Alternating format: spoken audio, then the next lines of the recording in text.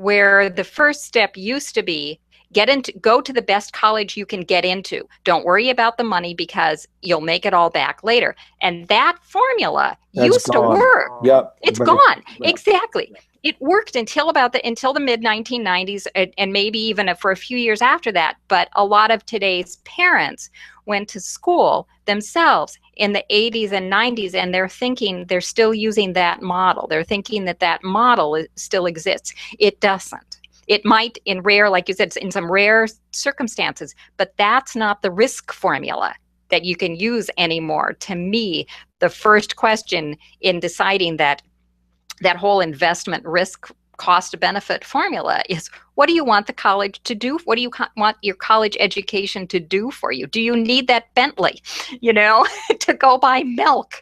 Maybe not. Yes, we've got this huge crisis in higher ed, but I believe that people don't have to succumb to it, and there are different ways that each person can use to do that. Actually gets calculated.